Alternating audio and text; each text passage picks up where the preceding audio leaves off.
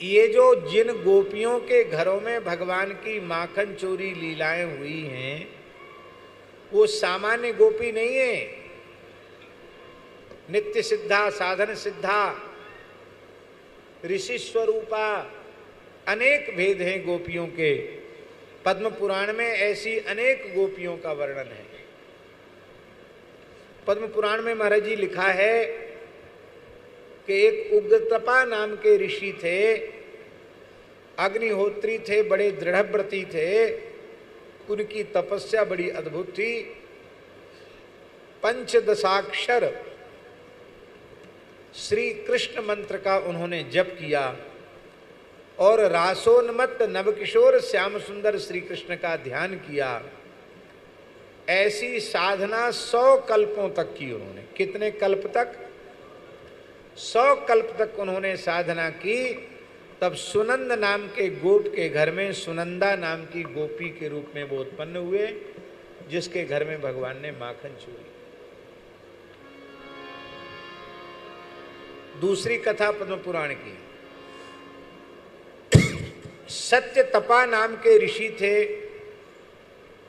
सूखे पत्तों को चबाकर दशाक्षर कृष्ण मंत्र का जप किया और राधा जी के सहित नृत्य करते हुए श्री कृष्ण का ध्यान किया।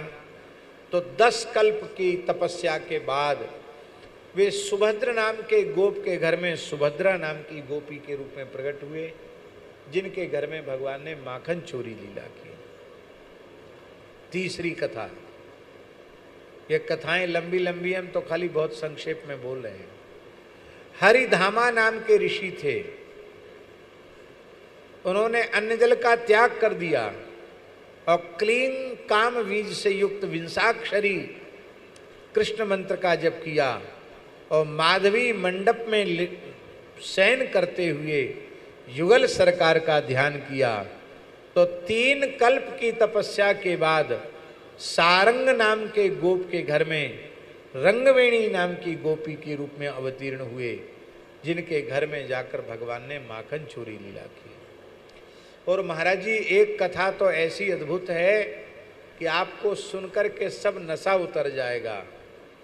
दूसरी साधना उपासना का नशा उतर जाएगा। जावाली महर्षि का नाम तो आप सबने सुना है। महर्षि जावाली, जिन जावाली के नाम पर जबलपुर बसा है। ये जावाली ऋषि की ही तपस्थली है जबलपुर, नर्मदा किनारे। ये बड़े अनुरागी ऋषि जावाली। और जावाली के संबंध में उपनिषद में आया है, शुको मुक्तः जावालिर मुक्तः। श्रुति भगवती कह रही है महाराज जी, शुकदेव जी मुक्त हुए, जावाली मुक्त हुए।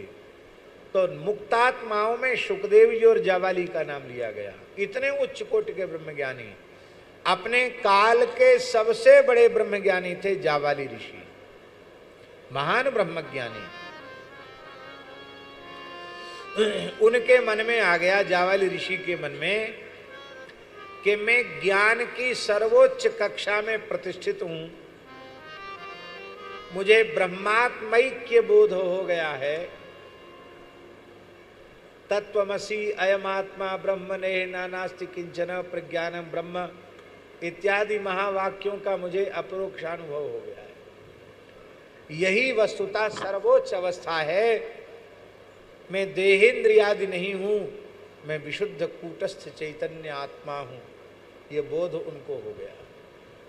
और आप, ये तो बोलने की बात नहीं है महाराज जी, इस अवस्था में जो प्राप्त हो जाएगा उसकी क्या मस्ती होगी, वो कैसे होगा, वहाँ हम लोगों की बुद्धि पहुँच नहीं सकती। क्योंकि यतो वाचो निवर्तन्ते अप्राप्य मनसा सह, वहाँ मन वाणी की गति नहीं है।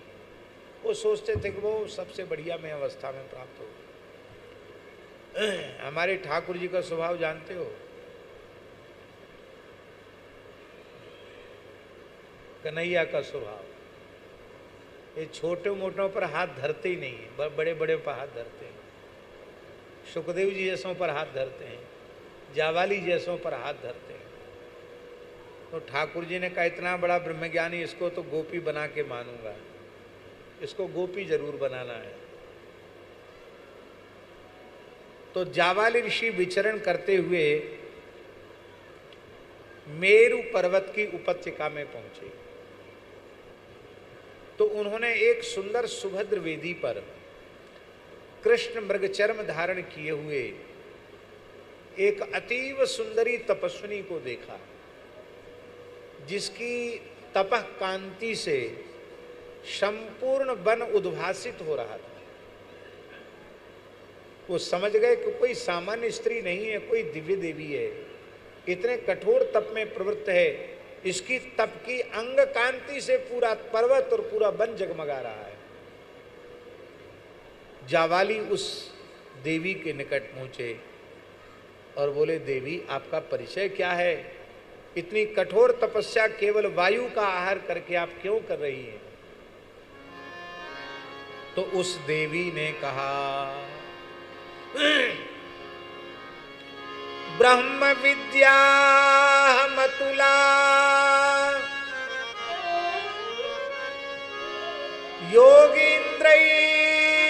योगींद्रैर् मृग्यते चया साहं हरि पदाम्भोज काम्यया सुचिरम तपः। हे महर्षि जावाले, मैं मूर्तिमती ब्रह्म विद्या हूं, जिसको बड़े बड़े योगींद्र महामुनींद्र खोज रहे हैं कि मुझे ब्रह्म विद्या मिल जाए और मैं कृतार्थ हो जाऊं। तो जावाली ने कहा कि आपकी कृपा से तो मैं आत्माराम आप्त काम पूर्ण काम परम निष्काम हो गया, फिर आप में कौन सी कसर रह गई जो आप तपस्या कर रही हैं? आपके मन में फिर भला कौन सी कामना उत्पन्न हो गई? अरे जिसके कृपा कटाक्ष से निष्कामता आ जाती है, उसमें कामना कहाँ से आई? ब्रह्म विद्या बोली, हमारी समझ में आ गया कि मैं भले ही ब्रह्म विद्या हूँ पर मेरा जीवन व्यर्थ है। श्री कृष्ण ब्रज में अवतार लेने वाले हैं, तो मेरा विचार है कि ठाकुर अवतार लें तो मैं ब्रज की गोपी बनूं और उनको अपनी गोद में बिठाकर माखन जिमाऊं। तो मैं ब्रज में गोपी बनने के लिए तप कर रही हूं। क्या कह रही है ब्रह्म विद्या? ब्रह्मानंदेन पूर्णाहम, मैं स्वयं ब्रह्म विद्या हूं, तो कमी कसर तो है नहीं। ब्रह्मानंदेन पूर्णाहम तेनानंदेन तृप्तधी चराम्यस्मिन् बने घोरे ध्यायन्ती पुरुषोत्तमम्। मैं ब्रह्मानंद से परिपूर्ण हूं, उस आनंद में विह्वला हूं, फिर भी तप कर रही हूं। लीला पुरुषोत्तम श्री कृष्ण की चरण सेविका गोपी बनना चाहती हूं। बोले, फिर आपको तपस्या की जरूरत क्या पड़ गई? तो जावाली ऋषि से ब्रह्म विद्या बोल रही हैं। महाराज जी, ये पद्म पुराण का अंतिम पंक्ति तो बड़ी अद्भुत है। वो कहती, तथापि शून्यमात्मानं मन्ये कृष्ण रतिम बिना। कृष्ण रति के बिना मैं अपने आप को बिल्कुल सूना समझ रही हूं।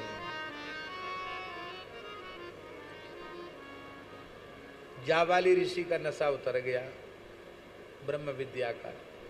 लियो साहब, जिस ब्रह्म विद्या की कृपा से मैं इस अवस्था में पहुंचा वो गोपी बनना चाहती। बोले, तो हमें बता दो मार्ग, हम भी गोपी बनेंगे। बोले, अच्छा तब ठीक है। तो ब्रह्म विद्या ने कृष्ण मंत्र का उपदेश जावाली ऋषि को किया और जावाली ऋषि ने तप किया।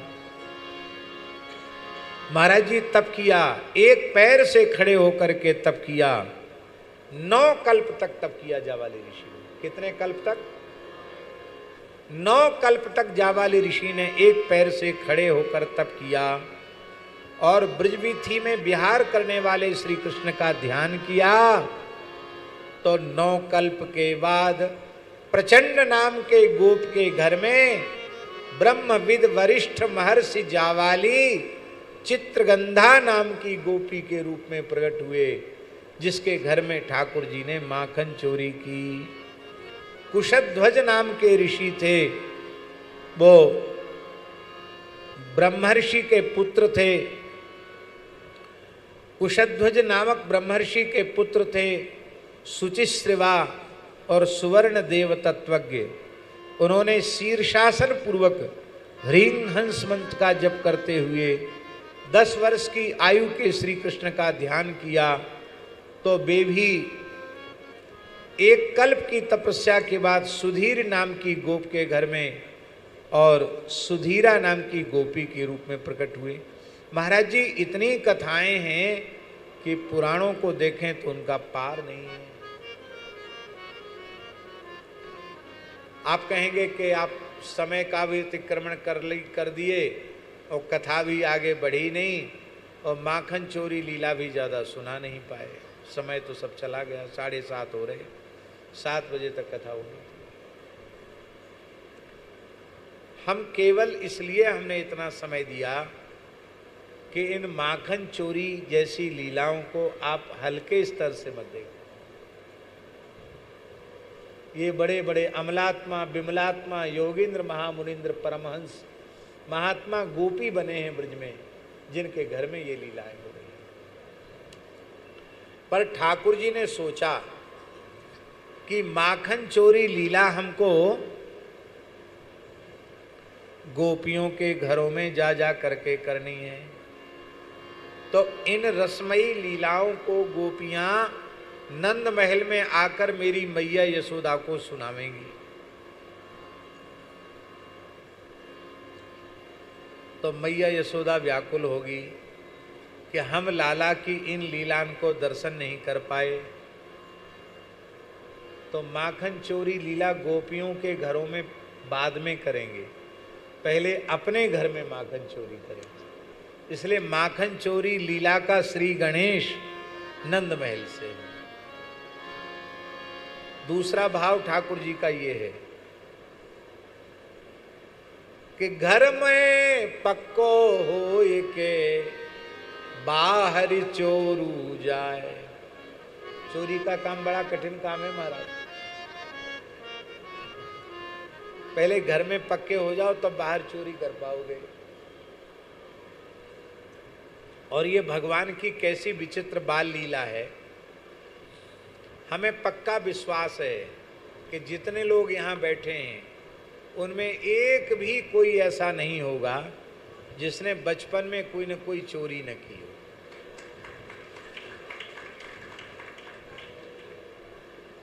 आपने नहीं की? ये हाथ हिला रहे, नहीं कह रहे।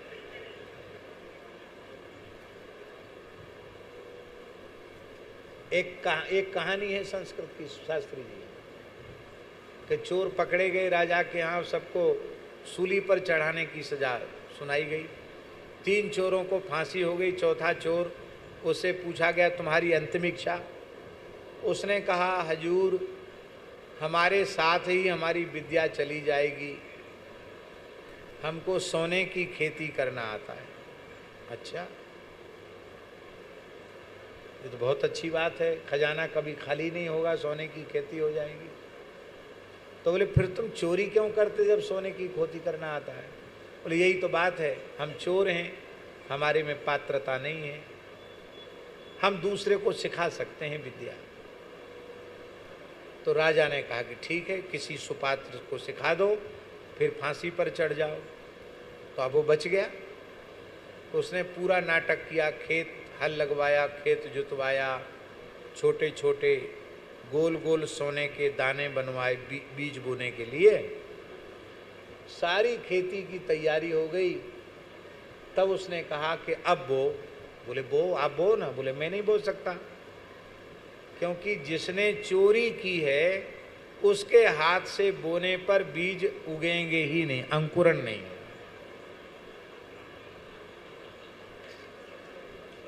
तो हम तो यदि जानते खेती करना तो हम चोरी ही क्यों करते?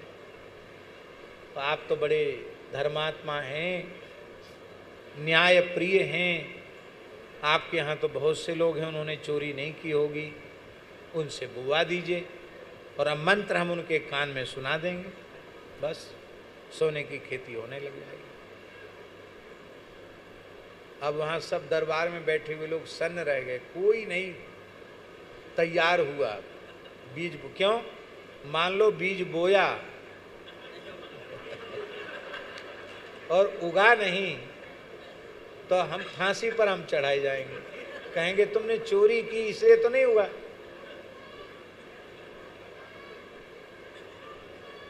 तब सब चुप रहे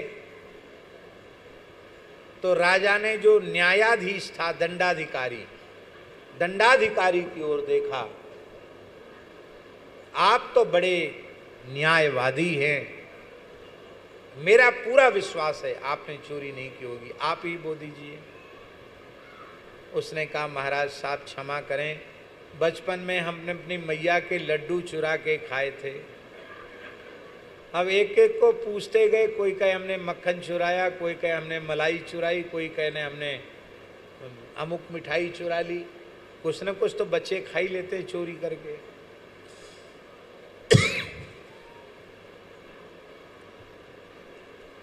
और वैसे खाने में उतना रस नहीं आता, चोरी करके खाने में रस ज्यादा आता है। हाँ, ये सबका अनुभव है, जिसने बचपन में चुरा के खाया होगा उसका अनुभव। तो कोई तैयार नहीं हुआ। अंत में चोर ने कहा महाराज क्षमा करें, आपके यहाँ लोग बहुत ईमानदार सच्चे लोग हैं, किसी ने किसी तरह की चोरी सबने स्वीकार कर ली। आप तो भगवान हैं, राजा तो भगवान का स्वरूप होता है, आपने चोरी बिल्कुल नहीं की होगी। अब हम आपको ही मंत्र सुना देते हैं, आप अपने हाथ से बो दीजिए। राजा बोला भैया बात ऐसी है, हमने भी बचपन में अपनी मैया की मलाई और पेड़ा चुरा के मलाई में पेड़ा मिला के खा लिए थे। तो वो बोले वो तो चोरी है, चाहे पेड़ा की करो चाहे सोना चांदी की करो, चोरी तो चोरी है। तो आप भी नहीं, तब फिर क्या होगा? तब चोर ने कहा यदि सर्वे चौराहा,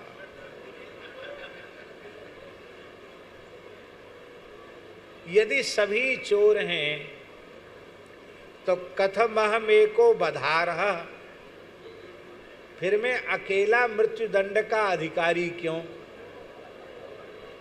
भाई चोर तो सब साबित हो गए, जब सब चोर हैं तो फांसी पर हमको क्यों चढ़ाया जाए? राजा बहुत हंसा, बोले ऐसे बुद्धिमान आदमी को फांसी नहीं देनी चाहिए। बोले तुम कोई बात नहीं, चोरी छोड़ो, अब तुमको मंत्रिमंडल में रखेंगे, तुम्हारे जैसा बुद्धिमान व्यक्ति चाहिए। बोलो भक्तवत्सल भगवान की। तो श्री ठाकुर जी की लीला ऐसी है कि बचपन में सब कोई न कोई चोरी करते हैं। एक बार ठाकुर जी नंद महल में भीतर प्रविष्ट हुए और माखन की मटकी में हाथ डाला और माखन का एक गोला लेकर के पाना चाहते थे, तो मणि से जटित स्तंभ था, उसमें बालकृष्ण प्रभु को अपनी छवि दिखाई पड़ी। अपनी छवि दिखाई पड़ी। ठाकुर जी डरप गए, बोले मैया ने अपने माखन की रखवारी के लिए कोई पहरेदार खड़ा कर रखा है। तो ठाकुर जी ने माखन के गोला को पीछे छिपा लिया, नवनीत को पीछे छिपा लिया और बोले कि देख भैया, तू मेरी चोरी की बात मैया यशोदा से मत कहना। क्यों? क्योंकि मैं अकेले माखन नहीं खाऊंगा, भागस तवा पी ही, तो इसमें से कुछ अंश तुमको भी दूंगा। बहुत सुंदर माखन है, भुंक्ष ले खा। तो जब मक्खन बढ़ाया तो भगवान की छवि जो मणि के प्रतिबिंब में पड़ रही है उसमें भी आया, ल्यो खा। तब ठाकुर जी बोले, अरे अब समझ में आई, मैं तो सोच रहे हो कि मैं ही अकेलो चोर हूं, पर तू तो मोते पक्को चोर निकस्यो, तैने तो पहले ही एक गोला अपने हाथ में ले रखे हो, तो कोई बात ना है। चोर चोर मौसेरे भाई, तू मेरी चोरी नहीं कहेगा और मैं तेरी चोरी की बात नहीं कहूंगा। ये अपने प्रतिबिंब से वार्तालाप हो रहा है। इसको सुनकर के श्री रोहिणी और यशोदा आनंद विभोर हो गई।